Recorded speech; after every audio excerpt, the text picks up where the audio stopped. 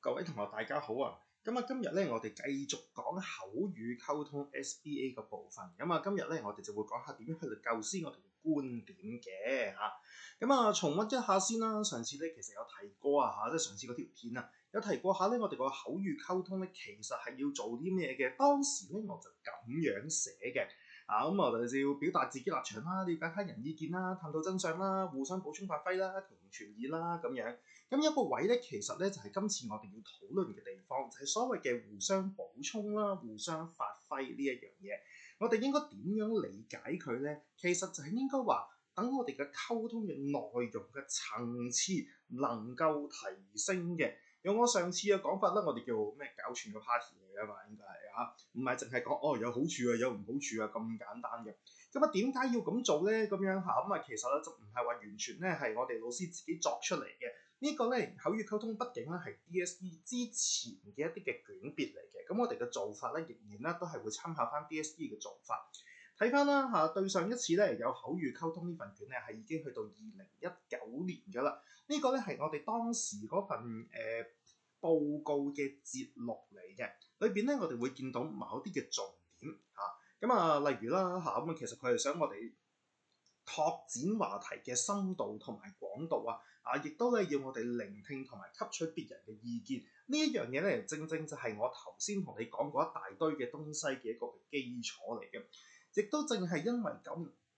所以咧我就為大家設計咗一張真真正正嘅口語溝通發言大綱。咁上次嗰個係咩嚟㗎？咁樣上次嗰個只係我嚟做首輪發言嘅啫。你會見到咯，今次呢張表格裏邊咧，我哋都有首輪發言嘅部分，但係啦，相對於上次嚟講係極度嘅簡單嘅。淨係得翻啲最基本嘅東西喺度。至於嗰句説話要點樣講呢啲嘢全部都唔理啦，留翻俾你。好啦，自由發言嗰部分咧，就會係有3項我哋可以去到做嘅東西。另一個部分咧，其實就係講緊點樣去到回應嘅。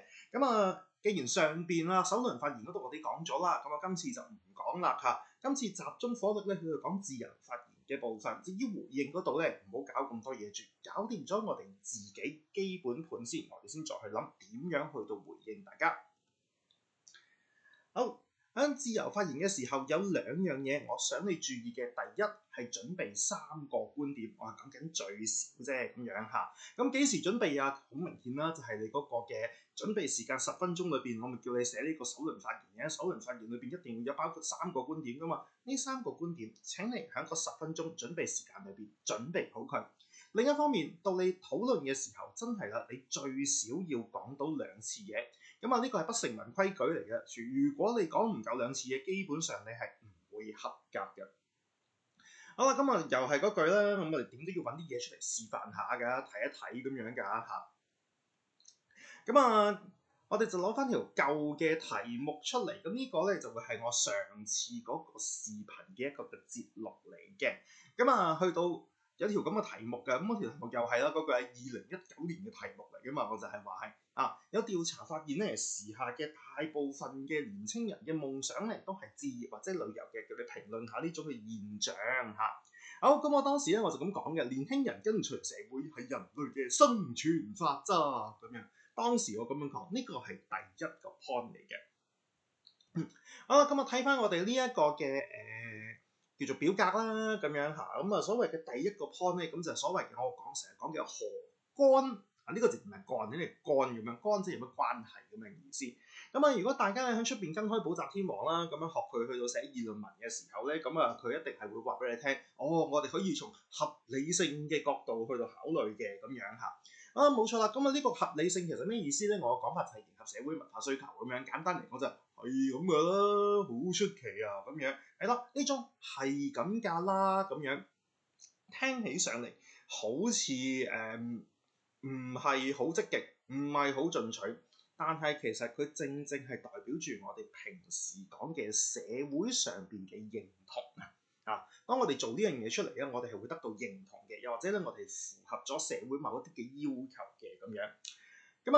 跟住我哋就要落翻啲嘅例子。例子呢度我寫住古今中外其他是非咁樣嚇，其實係8個方向嚟嘅。古係古代啦，今日現在啦，中係中國嘅，外係外國啦，己係我自己嘅咁樣嚇，他咧就係我的朋友嘅咁樣。是同非咧就啱啱好正同埋反嘅用法嚟嘅。所謂嘅是係啲咩咧嚇？我有呢個觀點。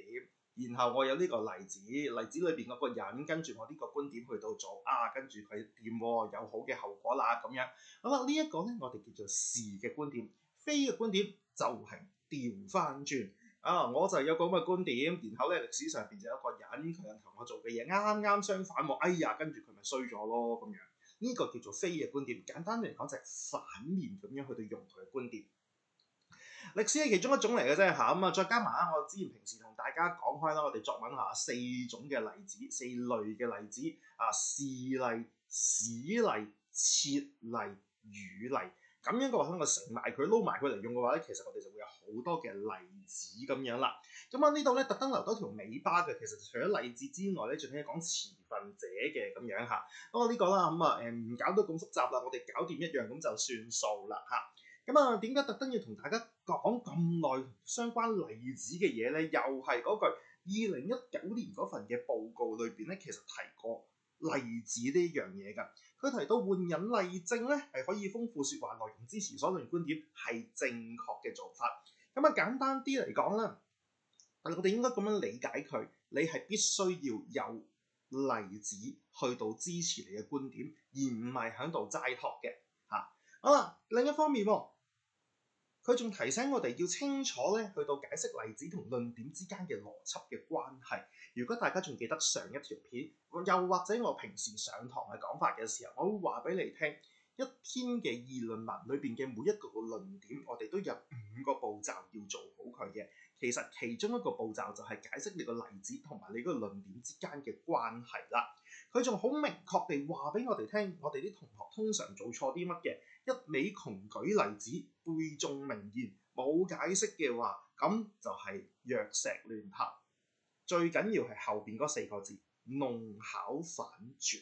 簡單啲嚟講，求分唔係冇分咁簡單，唔係論述無效咁簡單嘅。所以呢一樣嘢咧，我哋就要注意啦嚇。好，咁我哋睇翻咧，究竟我哋嗰啲嘅論點係點玩嘅先咁樣嚇。睇翻我哋嗰個表格，第一次發言咧就叫做何乾嘅咁樣。頭先講咗啦，其實咧就係呢一個叫做嘅而家合理性嘅問題咁樣即係嗰啲其實我唔好慣用呢啲出邊啲補習天王嗰啲乜乜性乜乜性咁樣即係所以我都係好似我平時教大家寫議論文咁樣去到問自己幾個問題，或者叫我哋回答幾個問題當然啦唔係淨係議論文嘅，我寫古仔咧，我哋係咁樣講回答自己唔同嘅問題好當時咧，我個論點咧就頭先講咗啦喺上一條片嘅論點咁樣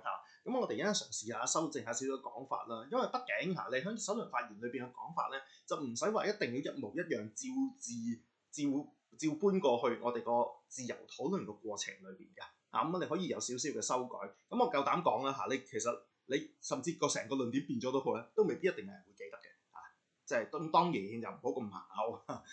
呢個畢竟都係我哋嗰個思考嘅過程，順住我哋思考嘅過程，我哋要做嘅係表達到自己嘅觀點，而唔係純粹地去到讓人哋覺得呢一個嘅混淆混亂咁樣呢個咧係冇辦法達到我哋溝通嘅效果冇辦法咧，好似我頭先咁講讓我哋嗰個嘅內容上邊得以提升嘅。好，論點係咩咧當然你講嘅時候唔使講論點冇好咁樣好就咁講啦首先我想講嘅係跟隨潮流係人類生存嘅法則，呢一個係論點。論點完之後，請你解釋兩句究竟佢想講啲乜嘢咁樣因為咧佢係能夠幫助我哋適應環境、融入群體嘅呢個佢係講緊呢個跟隨潮流講唔知從而獲得資源同埋機會。我而家咁樣分開嚟講嘅時候，有啲位我要同你解釋嘅，但係咧喺一般情況之下，我哋成個嘅討論嘅過程裏邊，我哋發言裏邊咧，其實大家係會 get 到嘅正正就係因為我哋而家咁樣將佢分割咗嚟講，所以有啲位咧我哋好似唔係好知道佢呼應邊度咁樣，我就要同你解釋啦。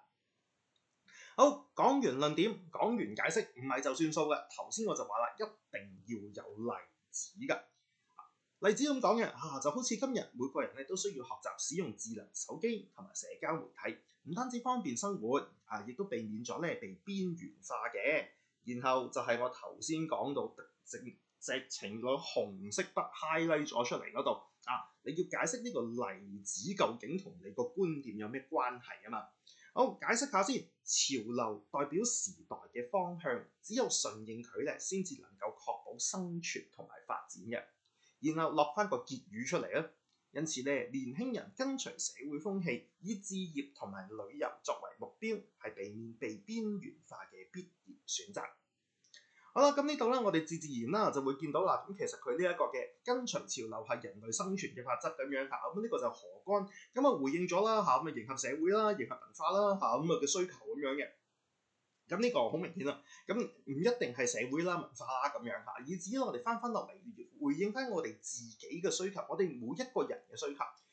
呢度唔係講緊個人，但係每一個人都係咁樣嘅時候，佢就自然會係我哋社會文化上邊嘅需求嚟嘅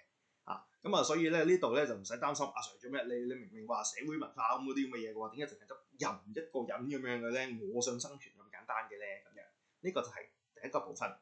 第二樣嘢我哋需要注意嘅就係，唔知大家仲記唔記得我上一條片裏邊嘅首輪發言話俾大家聽OK， 當然啦你可以撳翻上一條片嚟睇嘅咁樣咁如果唔記得嘅都唔緊要嘅，其實咧只要撳翻前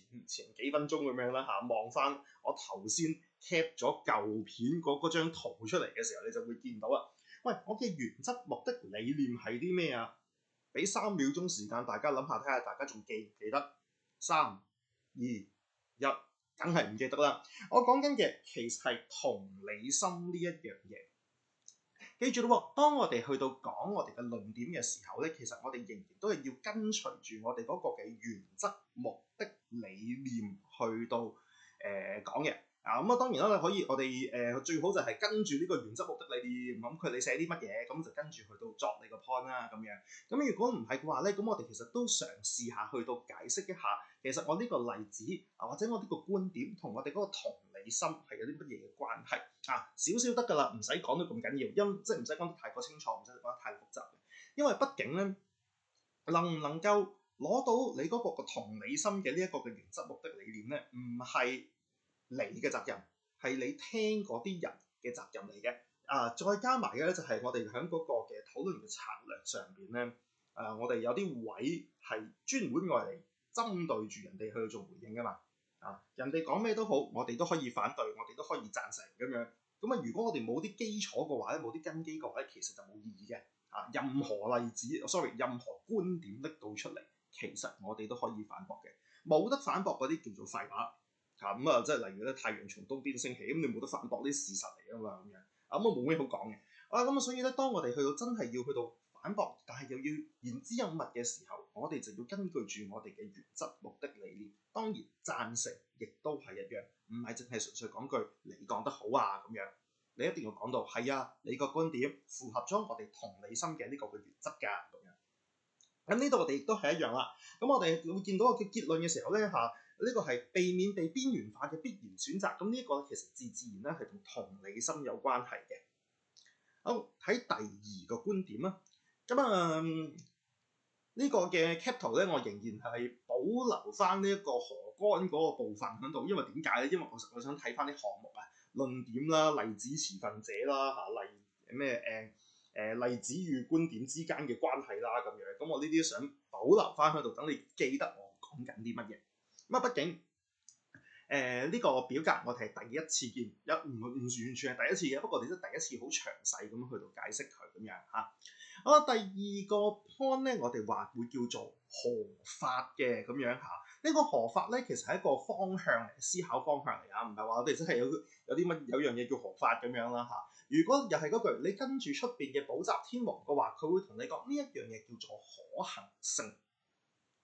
咁我論點裏邊要關注嘅啲咩咧？咁呢一樣嘢係咪容易得到人哋嘅接受嘅咧？咁樣係唔係真係好容易咁樣可以實行到嘅咧？咁又或者啦，雖然係可以實行嘅，亦都容易接受嘅咁樣，但係唔係每一個人，又或者每一個人係咪都有興趣去到做呢一樣嘢嘅咧？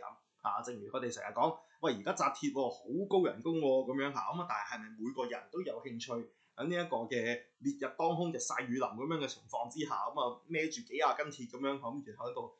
喺度慢慢紮鐵咁辛苦咧咁樣？呢個就係嗰個所謂嘅興趣嗰個問題嚇。咁但係咪做得到㗎？係咪行得通？梗係行得通啦！你透過紮鐵去到呢個賺錢，絕對係冇問題。好多人都做緊咁樣嘅，咪容易接受啊咁樣。呢一樣嘢相對難講一啲咁我哋呢一個畢竟呢個係個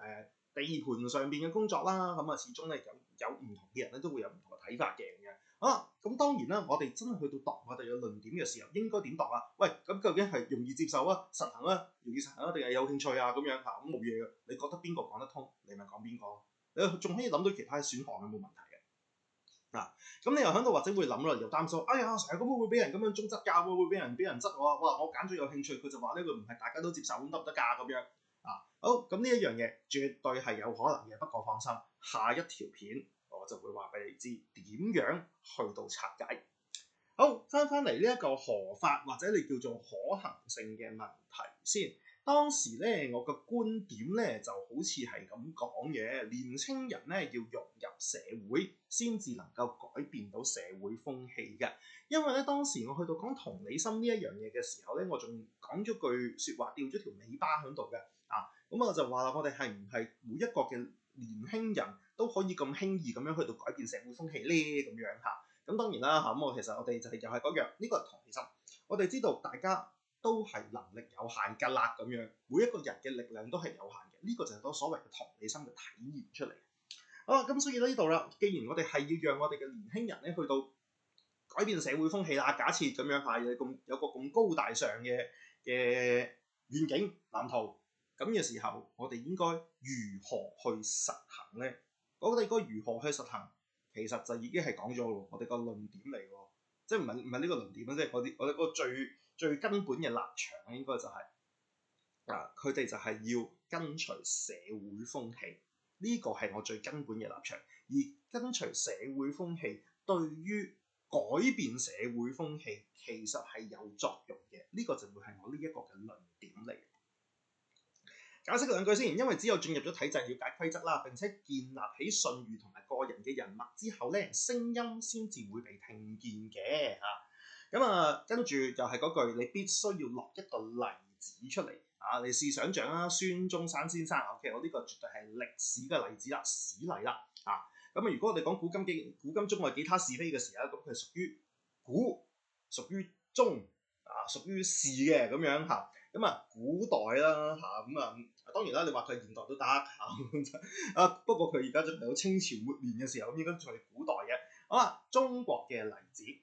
正面嘅例子咁樣，不過調轉嚟講咁解嘅啫。想像孫中山先生如果唔係生活喺清朝末年，佢唔係深入咁了解清朝社會嘅運作，佢又點能夠針對性咁樣累積佢嘅關於革命上面嘅人脈同埋聲望呢？咁樣就無從革命啦。呢個就係個例子所在。然後解釋一下先，社會上邊誰又願意會聽一個不融入社會嘅異類所講嘢呢？孫中山就係咁樣，佢唔係響雖然佢好多時間咧都喺外國咁樣咁但係咧其實佢確確切切係作為一個清朝末年嘅一個中國嘅百姓咁樣，從佢嘅角度去到出發，佢能夠認識到當時嘅情況，當時需要改變啲乜嘢所以佢啲人咧先至會肯聽佢講嘢嘅啫。好，結論。因此咧，我哋要求年輕人改變嘅時候，亦都要先讓佢哋適應社會，否則改變就無從談起啦。所以我頭先咪話嘅，我哋嘅立場就係話年輕人咧適應社會，唔應該適應社會。佢好似我頭先係講，唔係頭先上一條片，我上一條片嘅立場就係話年青人咁樣咧，其實都不過咧係跟隨住社會風氣啫咁樣。呢個係我嘅立場嚟嘅。而喺呢度我就話跟隨住社會嘅風氣，其實係要改變社會風氣，只有呢一個方式先至可以做得到改變社會風氣呢件事。呼應翻可行性或者叫做合法嘅呢一個嘅思考嘅方向，亦都係一個嘅同理心嘅體現。因為我哋要求年輕人改變，要求佢改變嘅時候，改變社會風氣我哋咁講啦我哋要佢做到呢一件事嘅時候，但係我哋唔俾佢用一啲合適嘅方法嘅話，咁呢個係一種沒有同理心嘅表現。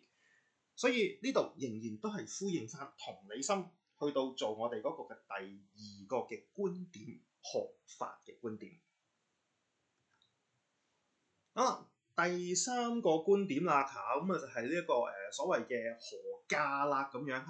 咁呢個何價嘅話咧，我就會話係一個屬於優越性嘅一個嘅觀點嚟嘅。咁點解會擺喺論點3咧？又再加埋啦，我話啦我哋最少準備第3個論點嘅，咁樣呢個就會係我哋嘅第3個論點。呢個第3個論點同時我話發言最少2次，簡單啲嚟講，呢個第3個論點係一個備用嘅論點，士啤嚟嘅啫，只不過係士啤胎嚟嘅啫嚇。好啦，不過點都好啦，我哋仍然咧都係要準備埋佢嘅。咁呢個你會見到我寫嘅要求好簡單嘅啫嘛，咁即係簡單嚟講，即係利多弊少啦，利多或者弊少啊。利多嘅時候自然就係講緊話佢有佢嘅優越性，佢有佢嘅好處喺度嘅。呢個好處我哋可以再分。即時性有好處，即時幫我哋解決到問題，又或者長遠嚟講對我哋會更加好嘅咁樣，即係好似我哋有病咁樣，我哋食西藥同食中藥都係食藥，都係醫病可能我哋食西藥好快就見效咁樣，咁所以呢個咪就係即時嘅效益咯。食中藥嘅話，即係長遠嚟講先能夠固本培養，增強我哋嘅體質咁樣，咁呢個咪就係長遠嘅好處咯。所以啦，無論你揀食中藥定係食西藥，其實你都可以講到佢嘅好處出嚟。呢一個就係我不斷咁強調，無論你乜嘢 point 都好，你都有得反駁，你都有得贊成。所以當我哋去到面對嗰啲唔知贊成好定反對好嘅 point 嘅時候，原則、目的、理念就更加重要。即使佢同你相同立場都好，佢同你嘅原則、目的、理念唔夾嘅時候，你都可以反駁佢。我夠膽同你輸到，大部分冇乜點樣練過嘅同學，佢一嚟到就會同你出第一個 point，就係呢一個論點3優越性嘅問題。咁樣做有好處咁樣，點解？因為呢個最易諗啊嘛，冇任何嘅技術難度啊嘛。大家諗嘢嘅時候一定係咁樣做着數喎，咁樣噶啦嚇。好啦，咁所以咧，記住原則、目的、理念呢樣嘢最重要。另一方面，我亦都強調，我哋係要讓我哋嘅討論嘅內容能夠升級嘅，所以我就會將呢一個嘅大家都諗到嘅優越性擺到去最後邊先至講。真係去到冇嘢好講嘅時候先至拎出嚟講。總有啲人咧係唔知點解唔出聲嘅咁所以咧咁呢個會吉咗啲時間出嚟，咁你咪喺度講埋個優越性嘅問題咯。好，頭先再講嘅仲有一樣嘢，頭先講咗利多，仲有一樣嘢弊少啊。有陣時咧，我哋唔係話淨係揀佢有好處嘅，有陣時我哋會揀嗰樣嘢佢個缺點比較少嘅咁樣咁呢種情況當然啦會比較少喺我哋中學生嘅生活裏邊出現。咁但係點都好，我哋都仲有呢個嘅叫做意識先，諗嘢好多時係一個意識嚟嘅啫，或者係一啲嘅思考嘅步驟嚟嘅啫咁樣當我哋列晒所有嘅可能性出嚟嘅時候，我哋嘅諗嘢嘅方式咧，自自然然咧就會變得更加點講咧圓滿咁樣啦OK，翻嚟啦，呢個優越性簡單嚟講就講好處定唔好處咁樣嗰啲咁嘅嘢啦當時嚟講咧，我嗰個嘅論點大約係咁樣啦年青人咧有意無意咁樣跟隨社會潮流，長遠嚟睇咧，其實係社會發展嘅重要動力嚟㗎咁樣喂，呢啲論點我唔係呢條片嗰度即刻先至作出嚟喎，呢啲嘅論點係我上一條片講嘅喎。咁我上一條片我冇將佢打字打出嚟啫，我全部咧就變成問好咁樣咁等你睇完廣告先有得解鎖咁嘅款啦咁而家我先至去到正式話俾大家聽，呢啲嘅論點點樣寫出嚟解釋一下究竟你個論點想講乜嘢先啦因為跟隨咧就唔代表盲從嘅，係一種咧學習同埋融入嘅過程嚟㗎咁又係啦，呼應翻我哋嗰個嘅同理心嘅呢一個嘅原則、目的、理念，去到做我哋嗰個論點嘅申述。好，舉例嚟講永續發展咧係當今嘅潮流，年青人咧通過咗選擇環保產品啦，又或者喺社群媒體上面分享啦，無形中咧就加速咗綠色經濟嘅發展，推動咗產業嘅轉型啦。好，呢個係一個嘅例子，年青人站響潮流嘅尖端，然後令到個社會繼續發展落去。但係喂阿 Sir，你唔係要講緊置業嘅問題咩？咁冇錯啦，呢個佢只係一個例子，佢唔係直接去同我哋講置業嘅問題嚟嘅，所以我哋應該要咁樣睇，咁樣理解佢。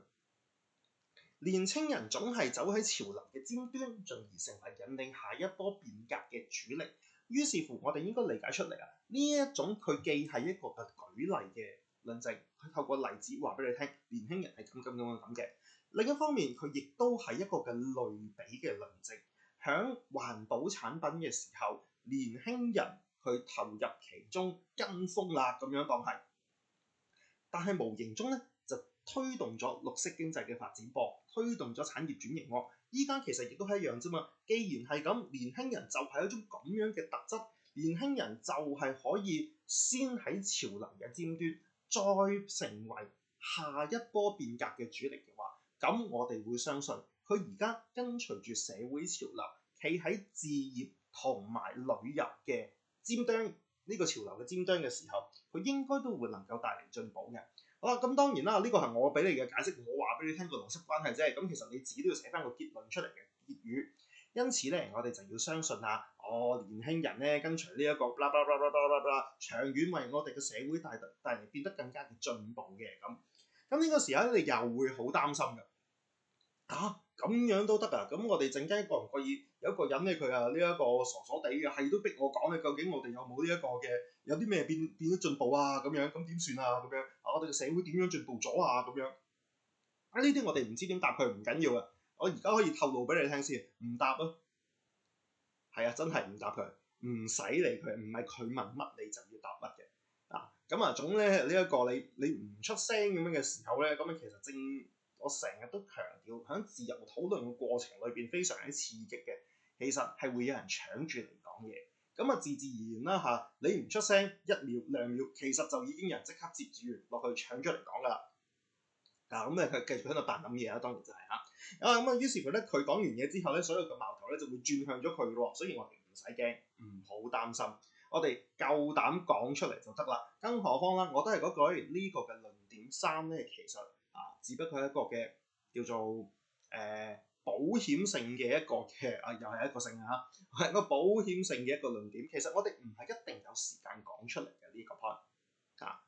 所以唔需要擔心。好啦，不過都係要再解釋翻啦，究竟呢個 point 咧同我哋個同理心係有啲咩關係咁樣？咁其實咧呢度個同理心主要就係體現於我哋係承認咗年青人有佢嗰個嘅推動社會進步嘅力量喺度嘅。